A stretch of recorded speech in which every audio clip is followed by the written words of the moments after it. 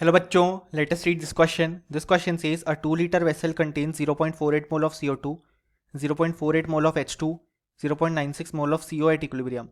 So इस question में कहा गया है कि 2-liter vessel में 0.48 mole of CO2, 0.48 mole of H2 और 0.96 mole of CO प्रेजेंट है एट इक्विलिब्रियम और ये रिएक्शन भी प्रेजेंट है हमारे पास यहाँ पे क्वेश्चन में.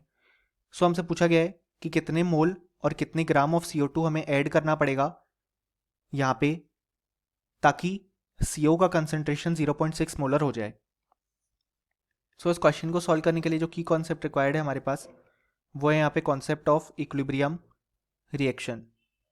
सो अगर हम देखें तो हमारे पास इक्विलिब्रियम पे ये रिएक्शन गिवन है इस तरीके से.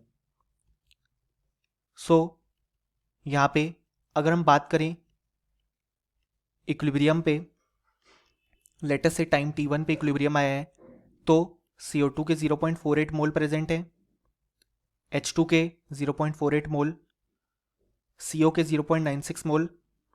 सो H2O के भी 0.96 मोल प्रेजेंट होंगे क्योंकि दोनों का स्टोइकियोमेट्रिक कोफिशिएंट सेम है.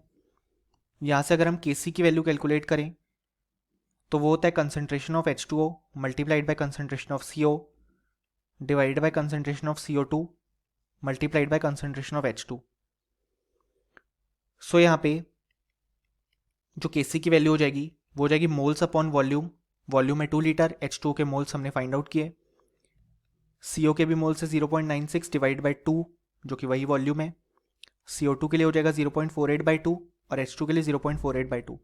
सो यहाँ से 2 इस तरीके से कैंसिल आउट हो जाएगा और जब हम कंप्लीटली सॉल्व करेंगे तो हमारे पास Kc की वैल्यू निकल के आएगी 4.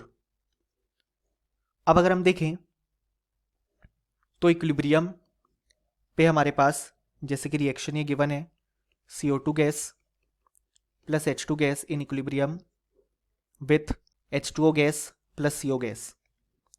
सो यहाँ पे इक्विलिब्रियम पे 0.48 मोल यहाँ पे CO2 और H2 के हैं और 0.96 हैं H2O और CO के. अब हमसे क्वेश्चन में कहा गया है कि CO2 के हम कितने मोल ऐड करें ताकि जो CO का कंसंट्रेशन है वो 0.6 मोलर हो जाए.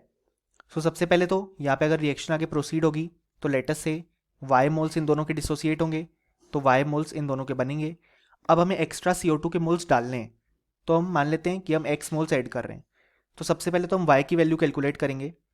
Y की वैल्यू हम कैलकुलेट कर सकते हैं कि moles 0.96 plus Y divide by 2 तो कंसंट्रेशन आ जाएगा CO का, ये हमें चाहिए 0.6 मोलर जैसा कि क्वेश्चन ने कहा है.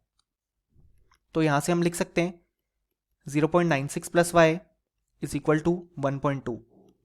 सो यहाँ पे Y की वैल्यू हमारे पास आ जाएगी 0.24 यानी कि बेसिकली हमारे पास 0.24 मोल्स होंगे. सो Y की वैल्यू आ गई. अब यहाँ से अगर हम Kc का एक्सप्रेशन लिखें तो वो हो जाएगा concentration of product divide by concentration of reactant.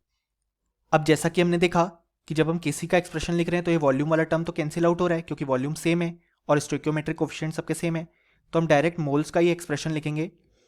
So moles अगर हम देखें तो वो हो जाएगा 0.96 plus Y multiplied by 0.96 plus Y divided by यहाँ पे CO2 के मोल्स हो जाएंगे 0.48 minus Y plus X multiplied by 0.48 minus Y H2 के मोल्स क्योंकि वॉल्यूम वाला एक्सप्रेशन कैंसिल आउट हो जाएगा. सो यहाँ पे Kc की वैल्यू तो हमने फाइंड आउट की थी वो 4 के बराबर आई थी. अब जब हम Y की वैल्यू पुट करेंगे तो ये हो जाएगा 1.2 multiplied by 1.2 divide by 0.24 plus X multiplied bye 0.24. यहाँ से जब हम सॉल्व करेंगे तो हमारे पास x की वैल्यू निकल के आएगी 1.26 मोल यानी कि इतने मोल CO2 के हमें ऐड करने पड़ेंगे.